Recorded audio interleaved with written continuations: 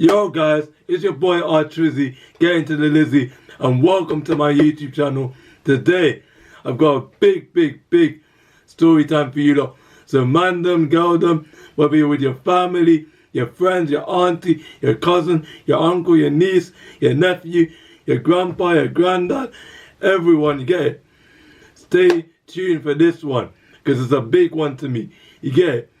Just before I get into it, man wants to shout out the boy, No Life Chat, as he's the reason why I'm making this very video, get me? So the link to his video will be in my description down below. Make sure you don't go check that out, get me? Show him some love and throw him a sub, as he's a legend in this thing and has been constantly putting out quality content for years. But yeah, without further ado, let's get into it. This video will be in two segments. The first segment being how I was born prematurely, and the second segment being what I went through when I got voice surgery. So yeah, man, without further ado, let's just get into this. Being born prematurely basically means being born too early. And what that does, basically, in my case anyway, I was meant to be born in August, but I ended up being born in May. Get it? So 3 months early, and as you lot would know, a mother carries their child for 9 months. So that basically explains it all. I also, obviously, when I came out, I weighed 2 pounds as a baby, the size of my mum's hand and that, bare small and that. If you know, you know. Just picture it, a size like of a hand, basically a small hand. That's basically the size I was when I came out my mum's womb and that. Get me? Mad. So yeah, man. Obviously I got put her on the life support machine, bare strapped up and all that. Had wires, had tubes and needles going in and out my body.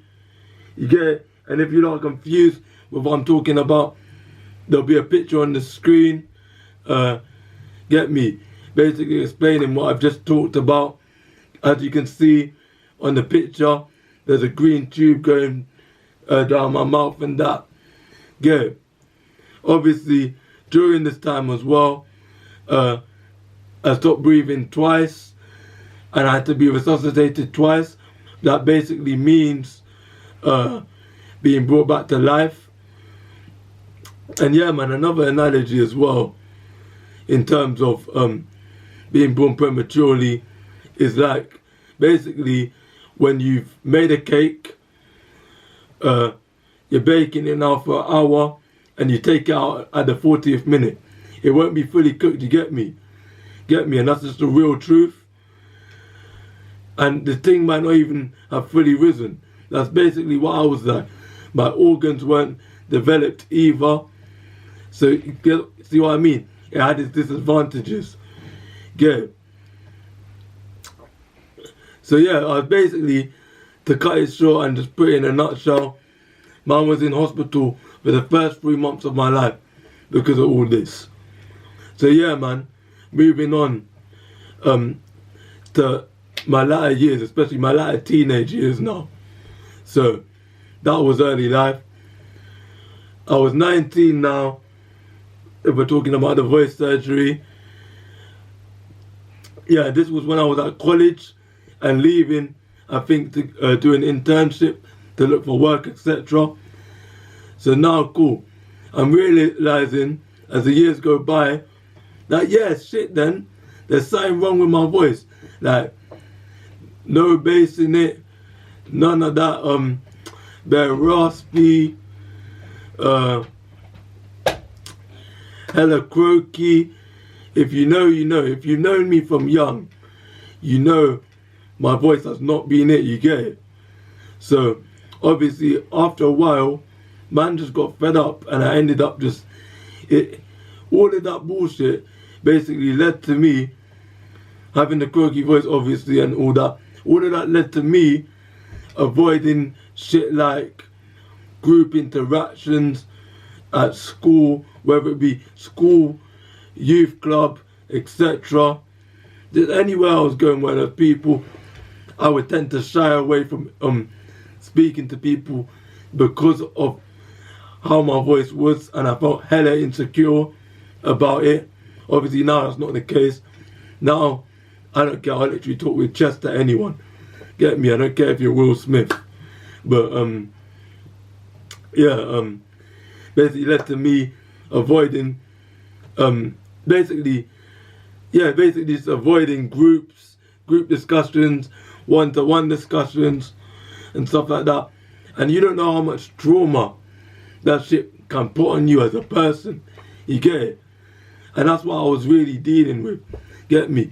And then people, get me? I don't know why. When I was younger and all these things, feel the need to take the piss and that. But these times, you don't know what was really going on. Get me? There's always a backstory to shit. So don't make assumptions beforehand. But yeah, man, moving on. Man got a couple checkups at the doctors and that with my mum and that to resolve the problem. Had x-rays, all of that. Things like speech therapy, just to really get to the bottom of what was going on. And then yeah, after a few x-rays, obviously, it was drawn to me and my mum's attention by the doctors and that my voice box had actually collapsed, well, part of it anyway, had collapsed. And that was the root to the issues I was having with my voice. And that really just woke man up, and I was like, yo, after that, yeah, I was literally speechless when I got told that. But yeah, moving on now, is the day of the surgery. I'm undergoing the voice surgery, cool. They've told me beforehand initially as well, and I forgot to mention before as well, during my birth, obviously my prematurity, there was a stage where I was on the life support machine. Obviously, it was basically, I had a 50% chance of living, obviously, because obviously I had lost my breath twice whilst I was on there. And same with this, but in terms of my voice, it was like a 50-50 thing. So in a way, it was a risk to undergo the surgery. But obviously, I had agreed to do it as I wanted to just end this, like, and it could have gone so incredibly left. But yeah, man took the risk. Obviously, it could have led to me, as I was just saying, not having any voice at all. So yeah, I've gone to the surgery with my mum and that. I'm going through the hospital. They brought me to the room, and you know that what them ones where they're undergoing their thing, and they don't allow you to bring your parents in with you, and that was what it was like with me. So yeah, cool. My mum's waiting outside and that. They're doing it. I've laid on the bed. I'm looking up at the wall and that, just kicking back, zoning out. I'm looking at the wall, everything. Now I see these nurses come now. There's 6 of them, 2 rows of them, 3 each side, obviously. I'll be real, yeah, I'll keep it a buck. 2 or 3 of them were looking leng na bamba. Man will be so real. But yeah, that's not the point. They're all accompanying man, cool, asking me how I'm feeling about undergoing the surgery. Am I okay? And these things here. Cool, they've given me water now. And they've given me some next up tablet. Cool. Now as I'm starting to get all drowsy and that, I'm looking straight ahead of me. I'm seeing the wall shake up and down. Like, and then man literally after that tablet, man literally just blacked the fuck out. And then now, let's say it's been 4 or 5 hours after me blacking out. I've woken up now, and I'm with another next nurse in some different place, well, the same hospital, but obviously a different place within the hospital now. So cool. The hospital, cool. The nurse is telling me, "Oh, are you okay? How are you feeling?" Mind you, yeah, literally after I've just got the surgery done, I've woke up and that. I'm trying to speak. I've got no voice. So at that moment, I was thinking, yeah, man is man is done for. Like done for. Because I thought, yeah, my voice was gone. Like this surgery has gone left and that. I'm starting to regret me agreeing to do this and that. I'm getting all vexed and that. The woman's like, "Oh, why are you getting all angry and all that? You're gonna be okay. This is how it's like for like a week or two. If there's any problems after a week or two and you can't speak then yeah, you might have an issue. But you shouldn't have to worry. Our experts have done the work they need to do on you. You get it? So, cool. And now I'm getting told I must stay overnight. Because obviously what I initially told you lot, you guys, that, yeah, before undergoing the surgery, there was a 50-50% chance of me obviously having my voice improved with bass, etc., or not having a voice at all. So yeah, they brought me to the room now where I'm going to sleep overnight because they wanted to see if there won't be any side effects, etc., after undergoing the surgery. So, cool. I've got into my room now. They put me in a separate room. I've had my dinner and that. Bearing in mind, man don't like hospital food, innit? Get me? I think it's disgusting, to be honest. Absolutely dirty food, you get it? But obviously, man just ate it because food's food at the end of the day. Get me? And I need to live. Them times there, I'm still a teen. So yeah, now cool. I've gone to sleep. The next day's arrived. I'm seeing my mum there now. She's asking me if I'm okay. I still can't speak. I'm thinking, yeah, just that day, and if I just sleep it off, my voice would come back to life the next day. That's what I was thinking. But that wasn't the case. I still couldn't speak. So I'm still bugging. I'm trying to explain to my mum, but I can't because I've got no fucking voice. So it's just frustrating and it's bugging man out differently. And yeah, man.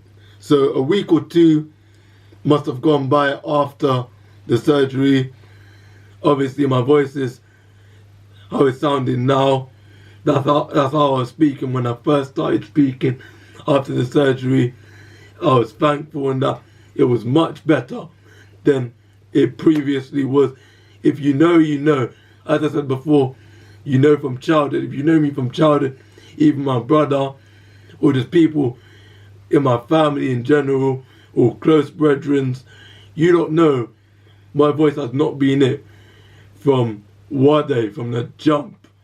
So this was big for me. You get it? And now I love my voice because, get me, only a couple people sound like me. You get it? A couple people sound like me. Man's unique. You get me? And this is my journey.